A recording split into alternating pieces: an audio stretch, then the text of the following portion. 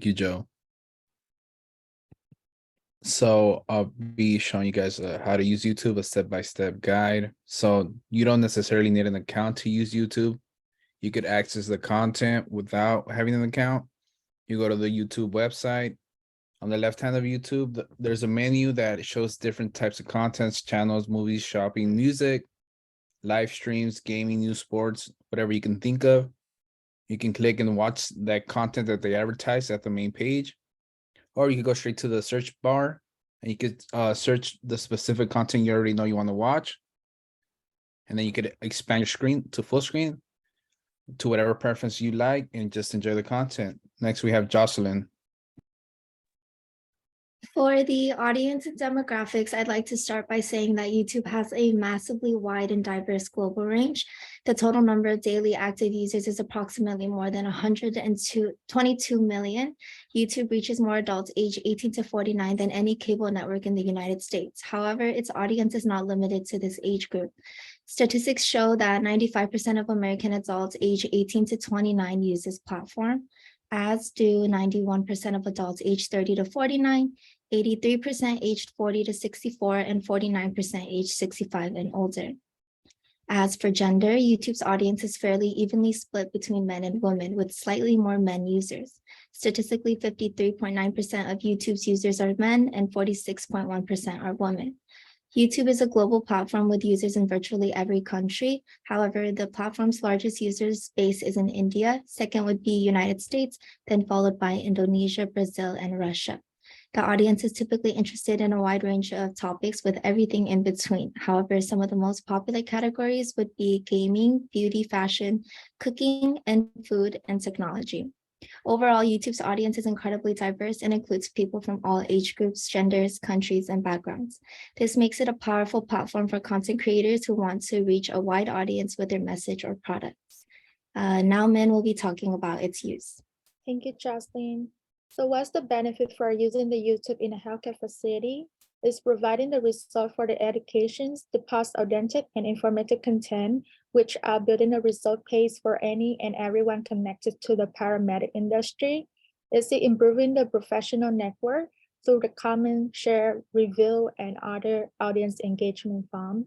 Is promoting the organization and its service. The viewer build an impression about the healthcare company and their service pay on what the facility posts and the kind of engagement their content generated from professional in the field. This would build the brand awareness, the style of education, disseminations, and audience engagement have the public recognize the healthcare facility as the channel and as the institutions. Next, I'm gonna pass this to Frank. And here I will be showing you guys example of the current healthcare facility that using YouTube. And here we have Kaiser Permanente, United Healthcare, Anthem Blue Cross Blue Shield, Memorial Care System, and the number next to them is the number of subscribers currently on the YouTube channel. And this healthcare facility usually posts about like the facility missions, health educational video, and like tutorial on how to use medical devices. And thank you. And that's conclude our presentation, and here are our preferences. Great job. Well, I learned a couple things that I had not heard before, like that more people watch YouTube than they do TV. But I can believe it. I was a little surprised that music wasn't ranked higher on YouTube as far as people that watch it and travel. You know, every time I'm fixing to go somewhere, I get up on YouTube and look and see, like I want to go to Trinidad. So I'm looking to see where I can go listen to steel drums. So I'm telling you, YouTube's just got anything and everything. Today I brought it up so I could see how to measure my head for the cap to go to the graduation ceremony. So good job. Excellent job. Okay, we have group 4 and 5 left. Which group would like to go next? We would like to go next. Okay, and you are 4. All right. Morgan, do you want to control it? Yes, I sure do. All righty. Let's see.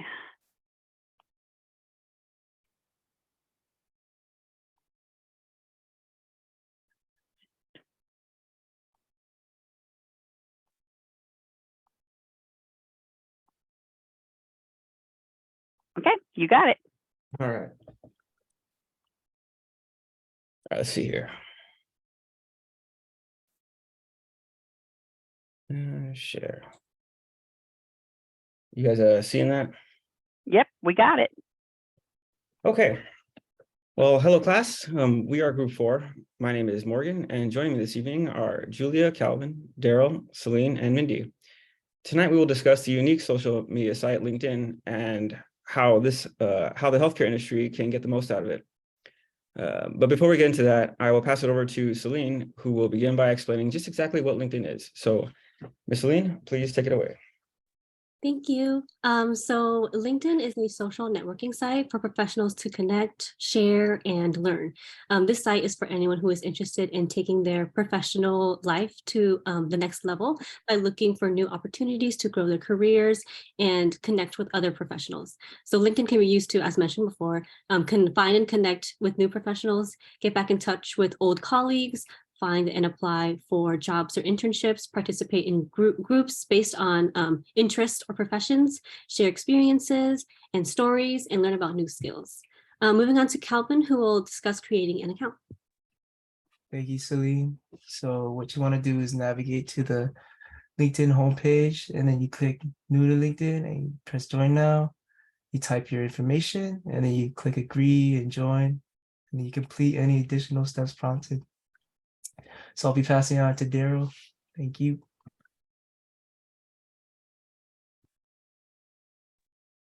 Thanks, Calvin.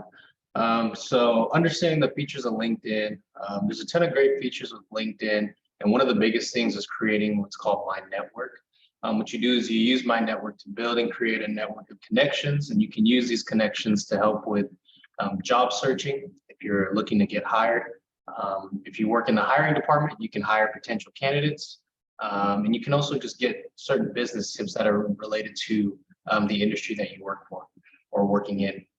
One of the biggest features that I think LinkedIn is known for is what's called LinkedIn Learning. With LinkedIn Learning, it's an online learning platform to build skills and earn credentials to be more desirable as a candidate. So for example, here at Cal State Long Beach, we actually use one of the LinkedIn Learnings, and it is the Excel Mastery. There's other different types of courses that you can take, whether it be project management, and LinkedIn Learning has more than 27 million users and 78 Fortune 100 companies who use the platform service. On top of just some of the other small features of LinkedIn, you can receive new job alerts, interview prep, and also just work on resume building as well. So now I'll be passing it on to Julia. Thanks, Daryl. So looking at it from a company point of view, you can create a profile where you can share your website link and also portray your company's mission statement. And then Daryl spoke about your network. So it lets you know what your first, second, and third degree connections are, which means how far off you are to connecting with other businesses or other individuals. And then as a business, you can also create posts where you can post polls, promotions, and you can also comment and share others' posts in order to curate your interests more as a company. You can also make job postings. You list your available jobs. You're able to see candidates' profiles past just a resume. You're able to see what their interests are. You're also able to create a category called people, which you can search employees, and they can connect via education, residence, skills, occupation, and more. And then you can also make groups where you can organize your followers and connect them with similar individuals. And so now I'm going to pass it on to Mindy, who has examples for us. Thanks, Julia. So now we're going to look at a point of view from an employee who's looking for a job in the healthcare industry. This is just a general example of if we were to type in healthcare in the search bar, these are the options that will pop up. And then on the next slide, we'll look in more depth for the first option, which is Healthcare Recruiters International. And as Julia mentioned earlier about the layout, you can find more information about this facility based on the homepage, the about page, the post, the job, the people, and the videos. And then on the next slide, it's a more precise example of a healthcare facility that we all know, which is Kaiser Permanente. And if you want, you can always click on the follow button for the updates as well as more information on that specific facility. And now back to Morgan to wrap it up. That's some good stuff. Thank you, Mindy. So LinkedIn is unique regarding social media platforms because its users are all professionals. This concept makes the site ideal for recruiting new talent for healthcare organizations. From the individual's user perspective, LinkedIn goes a bit further. Aside from providing the sometimes initial connection between prospective new hires and their dream jobs, LinkedIn can also provide or can also help improve the resumes of younger aspiring professionals by giving them a place to learn new skills through LinkedIn Learning, as discussed earlier. Now, connecting healthcare professionals to the organizations that need them while providing necessary continuing education is exactly how LinkedIn can be helpful in the healthcare setting and can revive the industry's ailing job market. So these are our references. We have been Group 4. If there aren't any questions, then we thank you for watching. Okay, good job. Very good job. LinkedIn is, I know I forced y'all to join it for this class, but I think that in the long run, you'll be happy that you did. I've had several students that got jobs as a result of it. And also I get hits by companies looking for employees, and oftentimes they'll send me a message about someone that they're looking at that was linked to me. So, it's really a good thing to have. All right, that leaves us with Group 5 and TikTok. Who would like to have control of the screen? Me, Anjali. Okay. You got it. All right, awesome. Let's see. Okay, can everyone see that okay? We can see it. All right, cool. Oh my goodness. Sorry. I just got a call on my phone, so that freaked me out a bit. All right, well, good evening, everyone. We are Group 5, and we're here to present using TikTok within healthcare. Okay.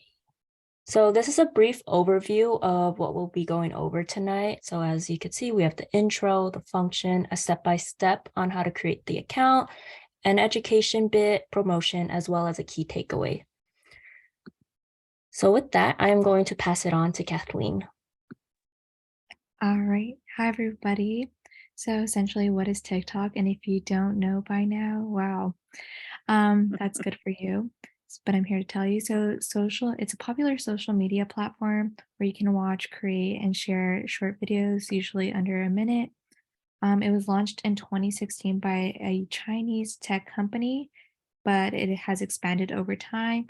And you can see it expanding in 2019, 2020, which is kind of during the pandemic and when all those challenges came out. But over the years, it has grown daily, and 1 billion daily users are reported since 2022.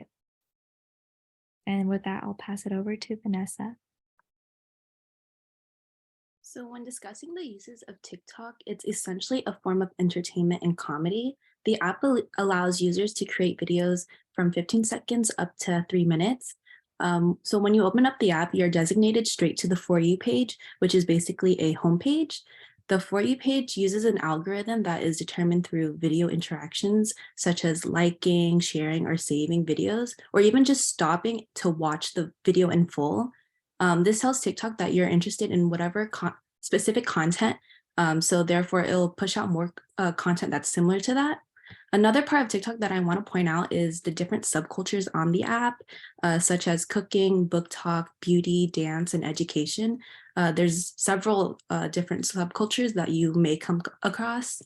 Lastly, TikTok is notorious for trends and influences, as we've seen throughout the pandemic. There are always new and upcoming trends being created and new viral trends and hacks that usually help popularize music or sell up products. Now I'm going to pass it on to Anjali. Thank you, Vanessa. So I'll be going over a step-by-step on how to create an account. So it's pretty easy. Only you could do it on a mobile device, unfortunately. So you just download TikTok and then you input most of your contact info, where you could either have the decision of doing email or phone. And then once you do that, you input your birthday. And even if it's a company, you can make up a birthday, because if you're not over 18, TikTok limits like the live streams that you may view or some certain videos.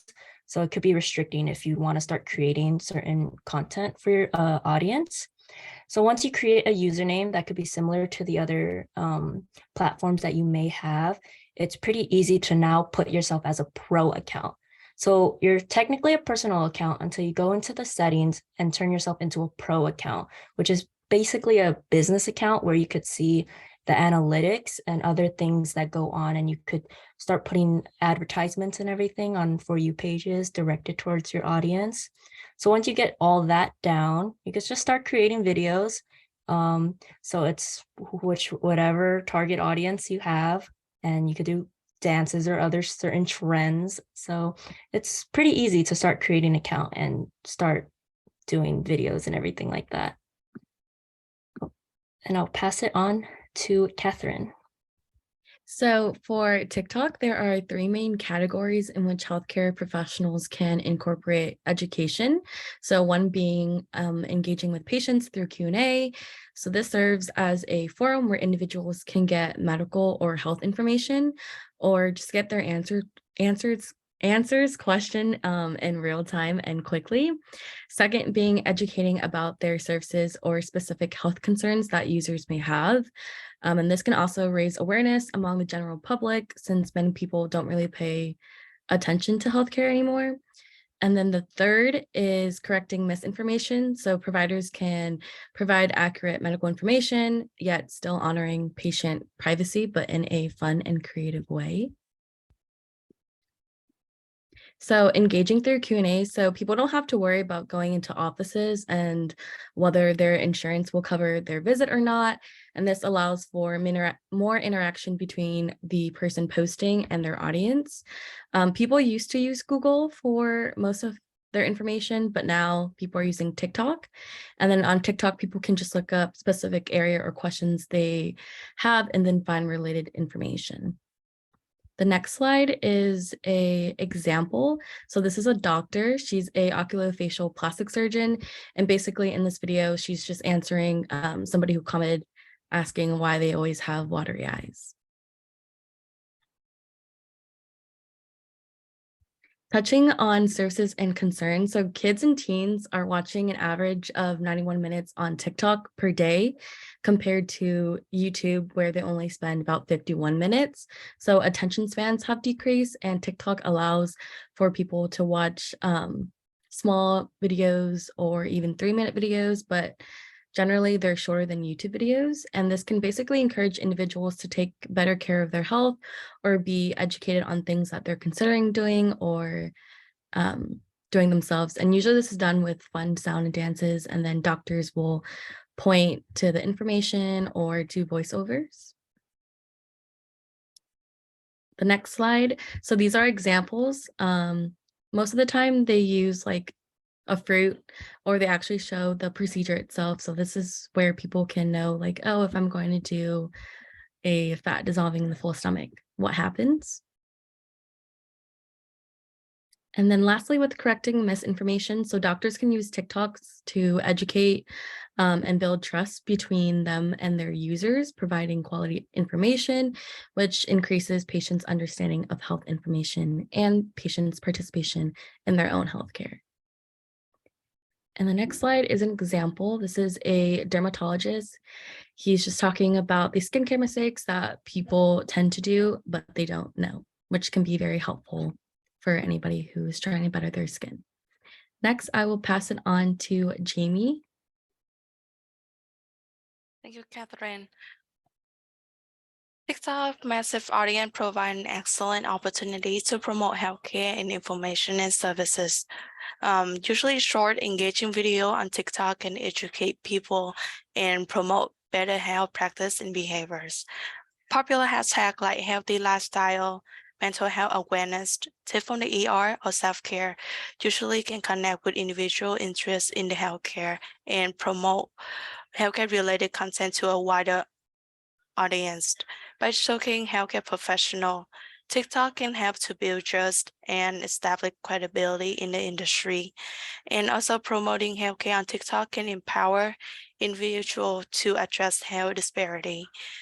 Moving on to the next slide is how to promote healthcare. Similar to the last slide that have been mentioned, create short, visual, appealing videos that can educate and raise awareness about health topics. Use popular hashtags to reach a wider audience. Showcase healthcare professional and research to build trust and credibility. Ensure accuracy and best practice are followed. Partner with a TikTok influencer to reach younger generation and audience. Use humor, creativity, storytelling to engage viewer. Encourage action and seeking professional help could be helpful. Regularly evaluate and adjust your content strategy based on audience engagement and feedback. And next slide will be some example of promoting for health services and facility. Now I'm passing on to AJ to wrap it up. All right, thank you, Jamie. So obviously from our whole presentation, TikTok is a growing social media platform to share videos, and it's pretty easy to create a professional account on it. And, you know, there's various healthcare professionals that could share their knowledge, and there's just multiple ways to promote health and services. And this slide is for the professor, the references. And thank you guys for listening to us. I appreciate it. Thank you. Okay. All right. All of y'all did a really great job. You know, TikTok's been under fire. I've been listening to the news the last couple of days about how they're trying to remove it from the federal, anybody that has a device that works for the federal government. And now I'm hearing that some of the states are trying to remove it, period. I think there's going to be an uprising if they try to remove TikTok. The alternative was, I heard just a while ago, that for them to let an American company buy it. So guess we'll see what comes with all of that. Anyway, good job, everybody. So now what we're going to do is I'm going to talk to y'all about your next project, your business project, which is your major project. I'm going to, I don't know if this slideshow that I have is on Beachboard or not. I think it is, but if it's not, I will send it around. Let me open it up so I can share it with y'all. Let's see. Do I have any questions before we get started on this? Anybody? Okay. Sharing, where are you?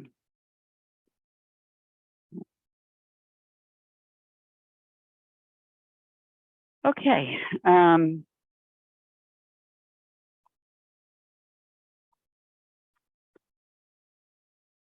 y'all see that? Yes, no? Yes, we can. Okay, super. All right. Okay, so here we're going to look at the business proposal. There's a form, and I'm going to show that to you in a minute, that you're going to fill out. That's the actual business proposal. And you actually just have to answer the questions, but it's not as easy as it seems because they have to be very, very thorough answers. So this is, I'm just going to give you a little bit of background right now. I'm not going to go into too much detail because I don't want to hold y'all real late, and maybe we'll have time for y'all to visit a little bit about it. But basically, why do you need a plan for business? I know a lot of you probably think, well, you know, I'm going to be working for some business. I probably don't need to know this, but a lot of you have mentioned in your introductions and various places that you want to open your own business so you can kind of, you know, be your own boss, basically. And I think this will give you an idea of just how difficult that can be, that you really have to plan. It's not like, oh, let's just put a shingle out and, you know, and I'm going to start being a consultant or whatever it happens to be. So that's, this is part of what we're going through to look at. Also, I've had many students call me back years later and say that, you know, that they've used this particular plan for a graduate level class. They just, you know, expounded on it. They've, you know, it really helped them in a lot of their dealings with their current job. So and almost every student at the end of the semester, when you're given an opportunity to evaluate the class, almost all of the students always like this class, even this particular assignment, even though it's a lot of work. So why would you want to plan? Well, plans help you to think long-term about your service line. What are you going to offer? You know, how can you improve the process, and how can you save money? In today's world, especially right now, people are looking to save money. You know, people, jobs are being cut, you know, hours are being cut, mechanics are taking over, you know, so it's, in today's world, if you can get the best bang for your buck, that's what your boss is going to want. And if you keep everyone involved in the plan, then you're much more likely to be successful. So plans can be used to assist in obtaining external funding. You always need a plan if you're going to try to get a grant, or if you're going to try to get someone to chip in, or whatever it happens to be. They want to see your plan. If you ever watch Shark Tank, they always want to know, what is your plan? A lot of times they'll say, well, we want to go retail, you know, and 9 times out of 10, the sharks will say, well, we don't, you know, that's not what we do with it, you know, because it's so difficult to pay for retail space and all that stuff. So, but they want a plan. They want to know what you have in mind. They don't want to just, you can have a wonderful idea, but if you don't have a plan on how to use it, then it's not going to do you much good. They're also useful in identifying strategic alliances. Who can help you out? Who agrees with you? Who thinks you have a good plan? In the for-profit environment, merger acquisition candidates are screened based on their planning documents. So if you're for-profit, people are not going to want to get involved unless they know you have a solid plan, because you're dealing with their money. And so, you know, they don't want to say, oh, yeah, that's a great idea, but you don't know what you're going to do with it. And pretty soon their money starts going down the toilet. So you really need a plan. It assists in gaining customer commitment. Strategic plans are often required to dispel doubts about your company. Feasibility study is it feasible what you want to do? You know, you may have a wonderful idea. You know, like someone may say, let's go build a outpost on Mars. Well, yeah, it's a great idea, but is it feasible? You know, are we able to function with today's technology on Mars, where it's like thousands of degrees or whatever it happens to be, so cold or hot or whatever it is on Mars? So, you know, is it feasible to do it? Yeah, it's a good idea, but, you know, may or may not be feasible. And then you have to look and see if it's a new service. So is it going to be profitable, or is it going to contribute to your overall fund balance? And what resources are going to be required? So what are you going to have to spend in order to have this new service or product? And what are some of the things that can be a barrier to your success? You know, there's a lot of things can be a barrier to your success. Competition is one of them. You know, cost is another one. So it helps you become a better decision maker, because you can look at all the different scenarios, and you can look ahead and see if you're going to have potential problems. It helps you obtain information about the industry that you may not have. You can structure your thinking better. It also lets you think, well, it's a reality check. Is this really going to work? You know, what are the weaknesses and strengths? And it's a plan for making progress. And you can look along the way. Are you doing what's in your plan? Now, as we get to looking at, this is what you're looking at for your proposal that you'll be filling in. You're going to have a table of contents, an executive summary, and we're going to go over it in more detail in just a second.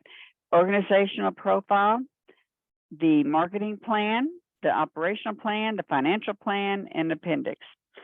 Now, the financial plan is going to actually have tables like cost tables, you know, year-end tables. It lists all the ones you need in the plan, and you actually have to build a table with numbers in it. Those numbers, some of them you have to research them. For instance, cost, indirect costs, or, you know, costs that you cannot bill, things like utilities, rent, you know, all these things that you cannot directly bill to a client. You're going to have to get those numbers, and they're going to have to be realistic. And you can do that because you have to choose an actual building that your business is going to be at. And once you choose that building, sometimes Realtor.com or Zillow will tell you what the average cost is for utilities, you know, those kind of things, but other times they don't. So if they don't tell you, then you're going to have to find out, well, if this is an all electric building, I need to call Edison or whoever it is in that area and find out what they charge for business space per, square inch or whatever they charge for it, however they charge for it. What would be the average cost? So you'll have to build that in to your cost table. So there's a lot of research. It's not difficult, but it is, you have to be very thorough, and it can be time consuming. So in the executive summary, it asks you what is it? Well, the executive summary is a concise summary of the planning issue from cost to finish, from start to finish, the new service opportunity, the cost measures, the process improvement, whatever it is that you're doing. What I'm going to tell you in a nutshell what an executive summary is. If you're going to go to a bank, let's say for instance, and ask for money, they're going to want your business plan. Well, what the executive summary does is sums up in about 3 pages everything that's in the total business plan. So they can glance at the summary and they can see whether or not they're even interested. If they are interested, then they'll go ahead and read the whole business plan.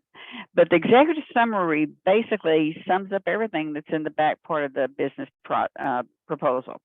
So you really cannot do the executive summary until you've done the rest of it. So you can't, if you assign somebody in your proposal to do the executive summary, they can't really do it until everybody else has finished their part. What other groups have done is that they do their part, whatever part happens to be, and then they do the summary. So they split the executive summary up into the parts of what people did in the proposal. But you can do it whatever way you want. But basically, the executive summary is summing up in 3 pages everything you put in the proposal. It demonstrates your knowledge of the issue, provides value in this venture. It's basically what people will look at. That's the first thing. You can go out on the web and see a lot of examples of executive summaries. It provides the organization strategy. It provides a brief description of the market, what's out there, who's your competition, and it gives an estimate of the funds that are going to be needed to put that project into action. Okay, so it's important because it gives you a concise description of your idea in order to capture the interest of your board or other constituents. Again, you can have a wonderful idea, but if nobody cares, then it's going to lay flat. So you have to build the project in such a way that it serves a purpose, it solves a problem. The executive summary is supported by the documentation from the main body of the business plan, and it should not introduce information that's not already reinforced in the other sections of the business plan. So again, your executive summary sums up everything in the business plan. And it provides an overview of your organization, including who's involved and the scope of what the company does. Okay, industry overview. That's the first section of the executive summary. And this talks about, it's an analysis of what's out there. It demonstrates a current understanding, and it talks about trends. Is this really something that is going to be valuable, that's going to fly? A lot of times people come to the game too late, like they think they have a great idea, but it's already been done, and they don't really have a better widget, they're really copying basically. So a lot of times that will not get funded because it's too much out there already. Industry trends can be used to identify opportunities, such as cost-saving measures, process improvements that may be present in the industry that you're talking about. They can help you with strategic information on how to help you be competitive. You don't want to go into an area that there's so much competition and you cannot compete with them because they either already have a lot of clients, you're not doing anything any different than them, they've established themselves. So you really have to know what the competition is. And knowing where the service fits in the curve of your marketing promotional planning. Okay, remember we talked about secondary data sources early on? That's where you get information that is already out there and you use it, so rather than you having to get your own initial information. Okay, the service overview. This provides the new service, talks about whether it's a new service, what are the benefits and features. Remember that the benefits may vary from customer to customer. And I'm going to give you the best example I can possibly think of that.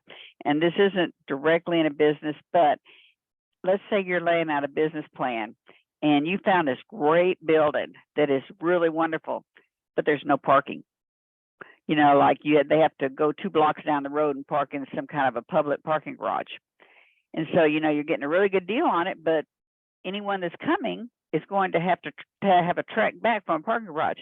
I can tell you right now, because I am so irritated about parking here in California, I would not go there. I don't care how good the business was. I just wouldn't go there. So, if you have that kind of situation, you need to come up with a way to remedy it. Maybe you want that building badly, then you need to get yourself some valets. So, you need to look at what benefits are from customer to customer. To me, a valet or a parking is an extreme necessity. So what another person who doesn't own a vehicle may say, I don't care. I'll get dropped off by the bus right in front, So just because it's a benefit to one person does not necessarily mean it's a benefit to other people. So you need to look and see what, who your target market is and what would be beneficial to them.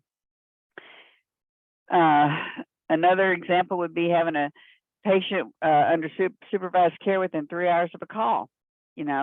That may be extremely important to some people, and other people, may not be so care that much. If they get seen the next day, it might be okay. So, and what is your competition doing? All right, for new service proposals, the business is built around the definition of service. So you should be able to completely yet concisely describe what you're proposing. It should not be, once someone's read your proposal, they shouldn't say, wonder what they're trying to do. Because I can tell you right now, that'll hit the trash can fast. Because people, if you're not clear on what you want to do and how you're going to do it, then people are not going to be willing to give you their money. Again, you need to look at the competition. Be sure that you can compete, as you're doing something better, different and better. Okay, so where would you conduct your research? Again, we've talked about the primary research where you do it yourself, and then there's the secondary where you use research that's already out there. There's all kinds of research that you could do depending on what business that you're planning on opening. If you're planning on opening a high-end cosmetic surgery, then you could look and see where the majority of the population is that would use your service. Probably you would not want to be in downtown LA. Maybe 50 years ago, that would have been a good place to be. But in today's world, you're probably going to want to take your business out to Laguna or, somewhere like that where the population has a much higher income and are more likely to use your services. I don't think that it's very likely that a person that doesn't know where their next meal is going to come from is going to want to have their behind lifted, So you need to find out, what kind of information. There's other research you need to do, like if you want to open an orthopedic clinic, how many orthopedic clinics are already in the area and how long have they been there? How established are they? Is there a need for any more? So there's all kinds of research you need to do to figure out if your clinic is viable or whatever it is you're doing. Okay, so your target market, I'm not going to hit this too much because we've talked about this before, but these are the people that you're aiming to bring into your business. And so, if you're going to open up a pediatric clinic, then you probably aren't going to be looking for people in the age bracket over 60, because that would be an outlier. I know all of you remember from your statistics that outliers are those 1 or 2 or 3 individuals that aren't the norm. They're way out there. If you look at a graph, they got one little dot up there in the corner when all the other dots are close to the line going through the graph. An example of that would be, You know, I drive a truck that's very tall, and typically the people that would be driving a truck like mine would probably be, you know, either working a farm, or they would be, you know, in a different age bracket than me. So I would fall off that line. I would be one of the outliers. So your target market, you don't need to think about your outliers. You need to think about the people who would typically be in your group. Then you need to know from them what motivates their buying decisions. You know, as far as, again, a lot of things motivate decisions on what doctor to use, what clinic to go to, what hospital to go to, and they're not going to be the same for everybody. Maybe it's where their insurance is, maybe, you know, it's their HMO, maybe it's parking. You know, if all things are equal and one of them doesn't have parking and one does, well, you know, maybe it's, you know, a particular doctor or whatever it happens to be.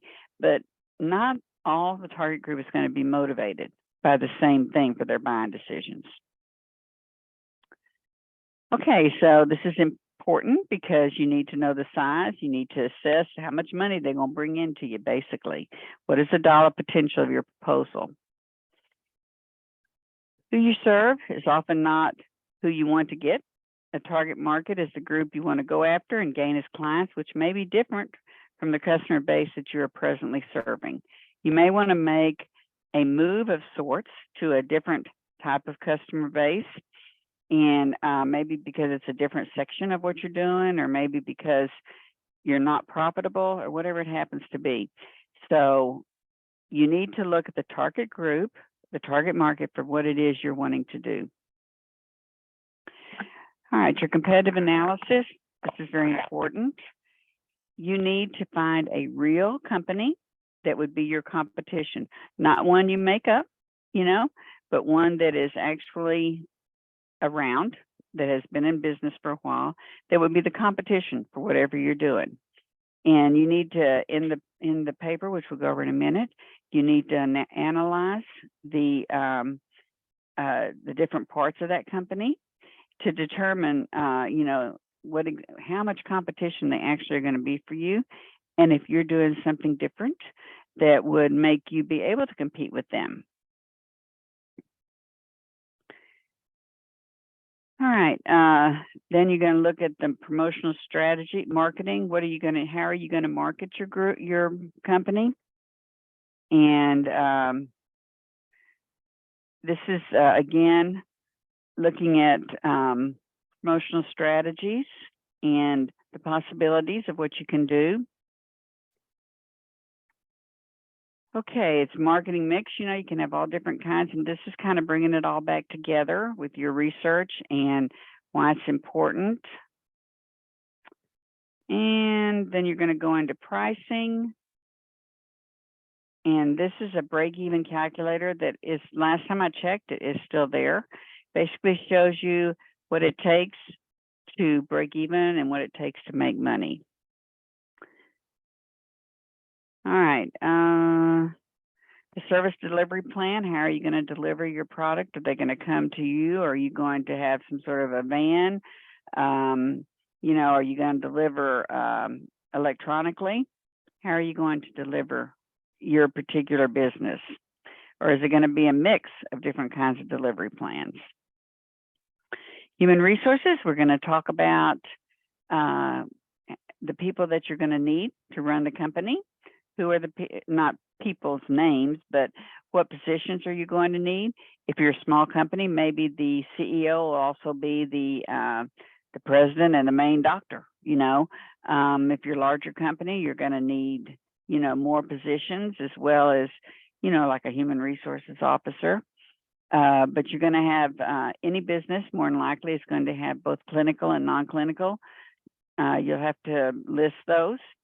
And I'm going to go in more detail when I actually pull up the proposal, but you need all the information for the area that you're going to open your business. Now, I did have someone, one group one year found a nursing home in Phoenix that was for sale, and they were going to use it for a retreat of can't remember, a retreat of some, whether it was a retreat or whether it was like a, what's it called? Rehabilitation center. And the nursing home worked out perfect for them, but they couldn't use the stats from LA. They had to find out what's the average salary in Phoenix for those positions. You know, what are the electricity, what are the utility bills? What are all those things? So I'm not holding you to the LA area, but wherever you go, you have to use, you have to get the information for that area. All right, now the financial statements, you're going to have a balance sheet, and you're going to have income statements, and there are lots of examples of those out on the web. And I'm going to upload an example of one of these proposals that was done, I don't know, a few years ago. It's got a few errors in it, but it's a pretty good example of what I'm looking for. I don't usually give examples, but I've had in the last, I don't know, semester, people were really wanting to see an example. So, you know, I will upload it so that y'all can have a look at that.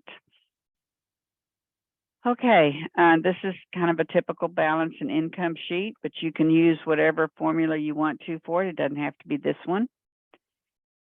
And the cash flow statement typically looks like this, but you can also, again, if you find one on the web you like better, that's fine. Okay, then when you put it all together, you're going to be able to answer these questions. You know, everything once you put together, you should be able to answer all these questions. Okay, so now what I'm going to do, and I'll ask for questions in just a second, but before you panic, I'm going to pull up, hang on one second so I can get this other one up, which you're actually going to be working on.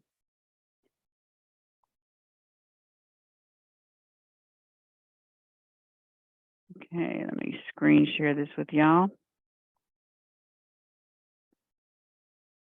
Maybe. Okay. Where you at?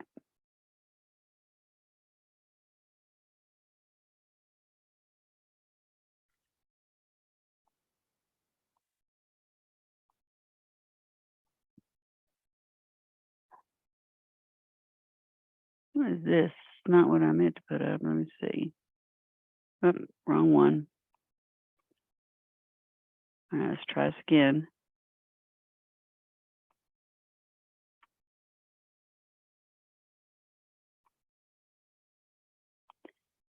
Okay, so this is your sample business plan. This is what you're going to be answering the questions. This is what's going to be the first thing that's due.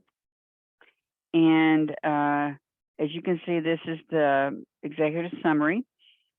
And we basically went over this stuff just now in the PowerPoint. But again, this executive summary can only be answered after the rest of the proposal has been completed. So the first part of the proposal is your company profile. Be sure you name it. I have a lot of groups that fail to name it. So when I go to reading it, I'm thinking, what are they talking about? So give it a name. Tell me what type of organization it is. What are your hours of operation? Now, when you look at your hours of operation, depending on what your company is, you can increase your client base by operating at hours maybe that other companies don't, that are your competition. For instance, I was in Tampa here recently, and I had to take one of my grandkids to the doctor. And that pediatrician's group only works Thursday, Friday, Saturday, and Sunday.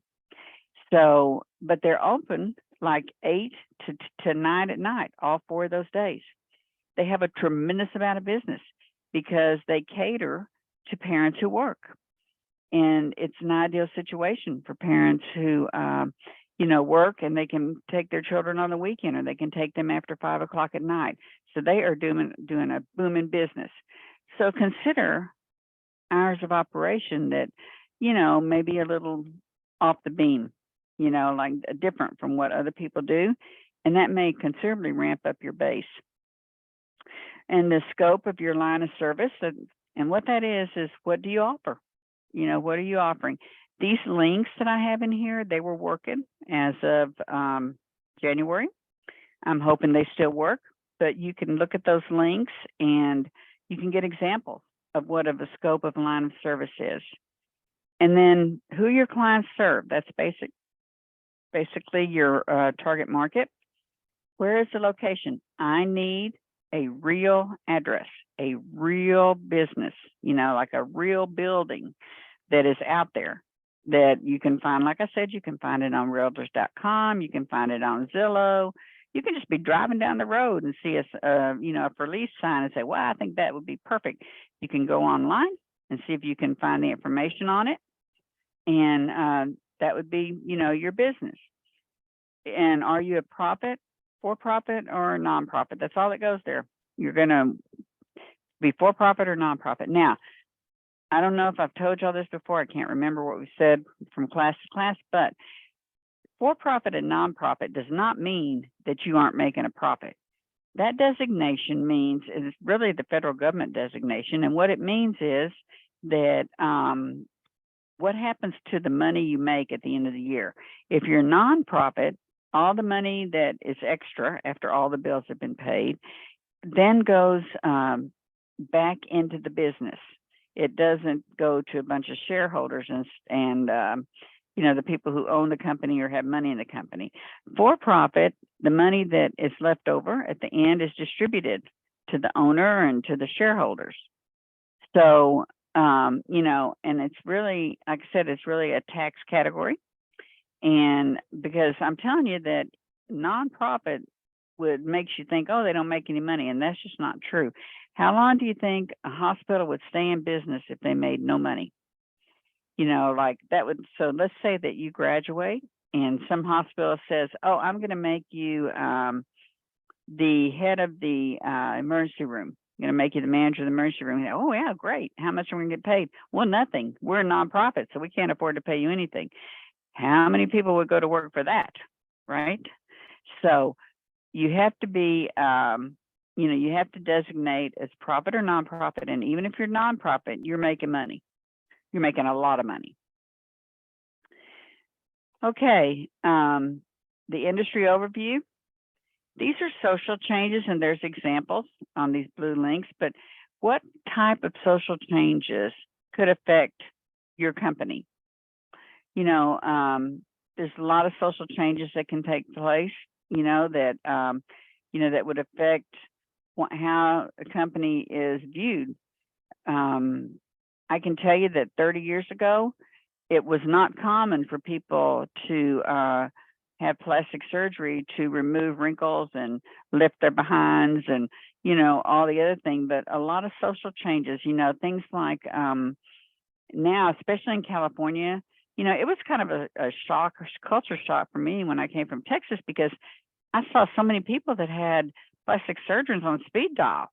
And, you know, we don't, you know, Texas does not do that as much as far as I know, at least not where I'm from.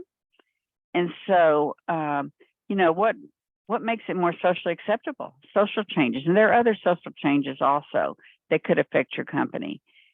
Economic and reimbursement changes. What's out there going on with the government rules and regulations? You know, healthcare is one of the most highly regulated businesses there is, period. You know, the hospital board, the hospital gets regulated, the board of directors regulates you, the city regulates you, the county, the state, you know, the federal government, AMA, you know, all these people are regulating you. So what's happening with economic reimbursement? Maybe insurance companies used to pay for some of your most popular procedures, and now they've decided we're not paying for it anymore. So what is that going to do to your business? So what kind of economic changes are going on with your particular business that you're working on? Demographic changes. You know, one of the changes that I've seen over the years is that you had some really high-end healthcare facilities in downtown LA.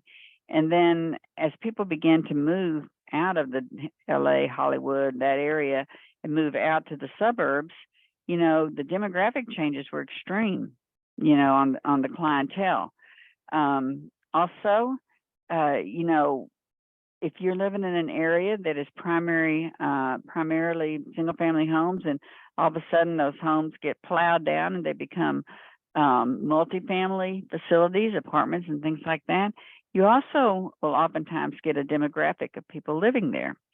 So what kind of demographics could possibly, affect your business? And there's other types of demographics also, like aging population, lower birth rate, all these different demographics that could change your business situation.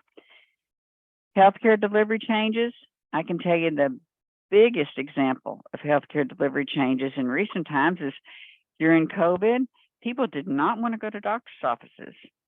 So we started having, even those ZocDoc and some of those have been around before, they began to increase in, exponentially.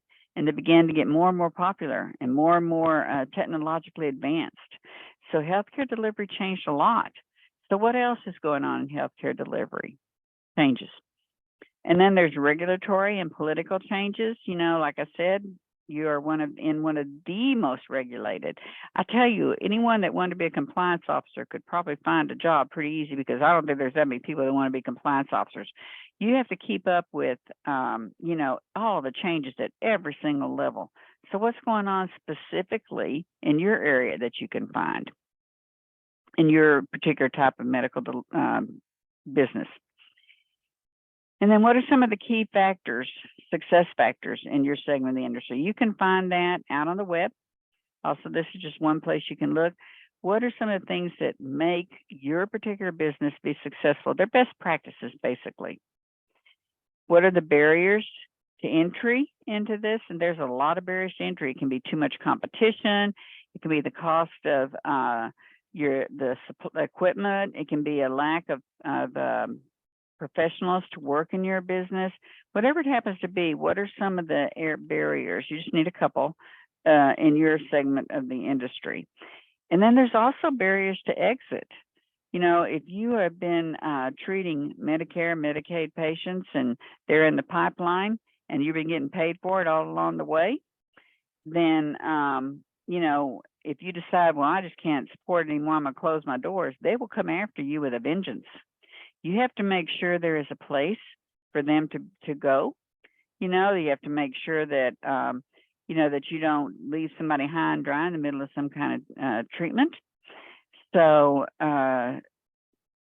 leases that you have that are year long, just because you decide to go out of business doesn't mean they're going to say, okay, that's fine, we'll just pick up our equipment.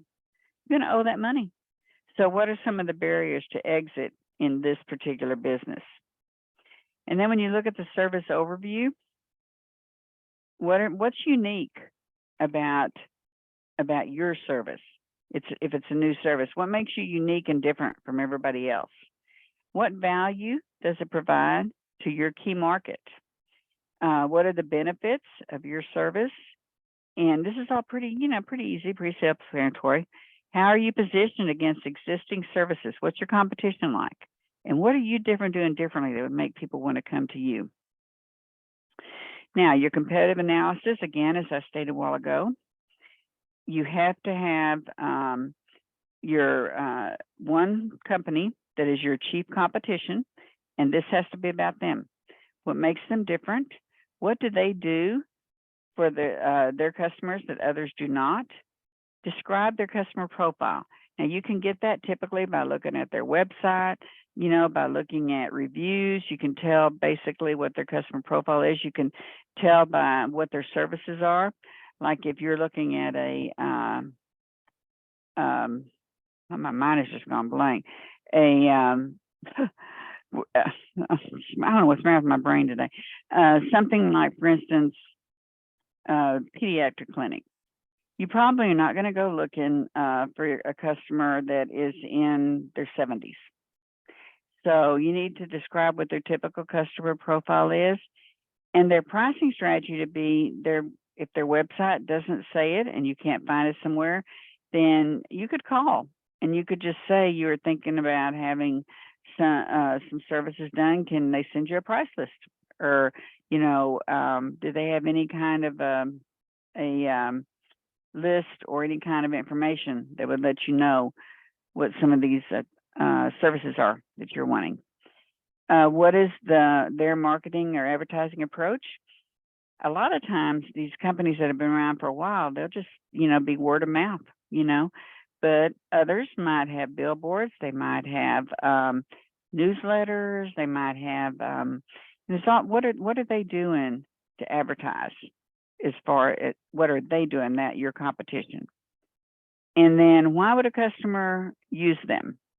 Where did they get their referrals from? All that you can get off the website or off of other reviewers like Yelp, but there's some specifically for every type of business. Not necessarily have to go to Yelp. There's medical ones. And some of them are even listed in the book. Now, we all talked about SWOT before. What are the opportunities or threats to your organization? If they're only open from 8 to 4, I would think that would be an opportunity because you could be open from, 7:30 to 5:30. Or you could be open on weekends. That's one. If they don't offer services to anyone under 18, that would be another opportunity. If they're in a harbor location, with very little public transportation to get there, However, if they're one of the only businesses that offer a particular kind of laser surgery or let's say it's a cosmetic clinic, they have a really high-end laser that very few other places have, that would be a threat to your organization because maybe you can't afford that. So what are some of the opportunities or threats this organization has that will affect you? The place, again, you have to have a particular place where you're going to deliver it. You have to have a real address, a real building. What are the costs associated with this manner of distribution? And that can be any, like utilities, leases, you might need security, cleaning people, anything that would be associated with having that building. And then what is the advantage of that building? And that could be like, well, we're located between all 4 major highways, or we're on the public bus route, or we've got great parking, or whatever it happens to be. What are advantages of being in that location? And is there a competitive advantage? Like maybe the competitor that you found is across town, so you have a square mile area that is that you could service people that would not have to go so far to get their service somewhere else. And then what are the exit issues with this type of strategy? Okay, the pricing. Now this is where it gets where you really have to do some research here, and there are some links for you to look at. But what are your charges based your service delivery methodology? Like, what are you going to charge for your different services that you're offering? And then what are the clinical protocols and description of best practices? You can get that from Glassdoor. You can get it from the Census Bureau data. There's a lot, you can get it from some of the organizations, depending on what you're going to do. But you need to list the clinical protocols and the description of best practices. So this is going to be fairly long. Your cost analysis is going to be your direct versus your indirect overhead. Remember that indirect costs are something you have to pay whether a customer walks through your building or not. It is cost that you cannot bill the insurance company, you cannot bill the patient. It's something that just has to be paid because it's part of doing business. This would be rent. It would be like your receptionist. You typically cannot bill the receptionist out to a client. Your direct bills typically are, like the doctors, the nurses, the maybe some very specialized equipment, x-rays, those kinds of things. But indirect is going to have to be paid regardless of anybody walking in to your office or not. So your cost analysis is how much are you bringing in and how much has to be paid, which is going to go out against the direct billing that you brought in. All right, you have to have a flow chart that shows what happens to a client. And this is a regular flow chart where it shows somebody flowing through your business from the time that they call you or make first contact with you till the time they walk out your door. So, you know, like for instance, it was if you we're doing a AM PM clinic, it would be the patient enters the building and they go to the front desk, the receptionist, and then they'll either be sent back to their seat or they'll go to triage, and then from triage they'll go wherever they go, whatever the track is of the patient or the client as they go through your service. Your FTE, if you don't remember that, that is full-time equivalent, which means that this is full-time individuals who work for you, and how many people are you going to need? How many full-timers are you going to need, and what position are they?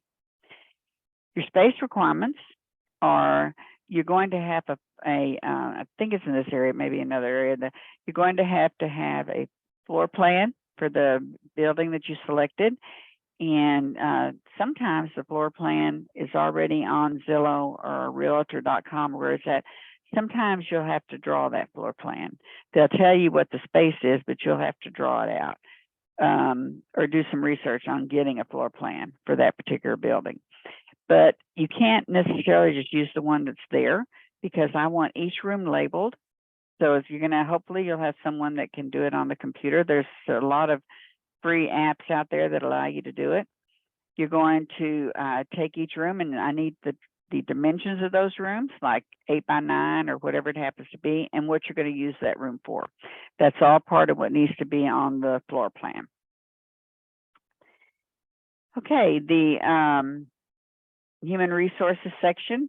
This is where you talk about who are your clinical full-time, clinical part-time, and you can actually combine this organizational structure and the compensation, because you need to know how much each of those people are going to make, what benefits are you going to offer, a full job description and their roles and responsibilities. Again, this information is typically available on Glassdoor or on the Census Bureau data or any number of other places.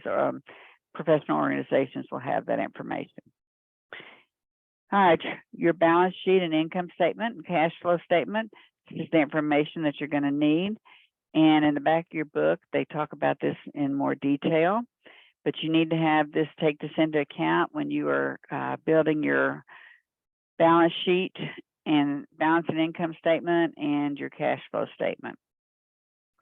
Okay, I know I hit that fast and furiously. Some of you are probably in shock right now, but once you get into it, I can promise you it is it's going to be interesting for you, and you may even have a little fun doing it. Now, the other thing that I'm going to do is I'm going to send you, I think it's uploaded on Beachboard, but I'm not sure, so I'm going to email you the rubric for that I'm going to be using for the presentation. And hang on a second, let's see. Be sure I don't tell you something wrong. Give me 1 second to pull it up here.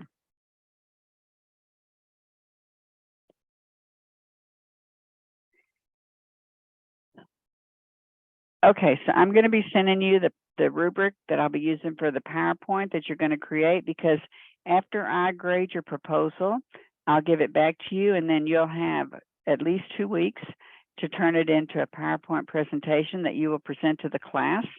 And those presentations will be 20 to 25 minutes. And you're going to talk about each section, as well as having a group activity that will involve the whole class. People have used Kahoot. They've done, if it's a yoga clinic, they've done had people do like a yoga exercise. But you know, however and the more creative you are, the more likely you are to get extra credit on that particular activity. I'll also be sending you a rubric for the proposal, and that's it. I'll be sending you a rubric for the proposal and a rubric for the actual PowerPoint presentation. Okay, I kind of said a mouthful. I hear complete silence. So do I have any questions right now?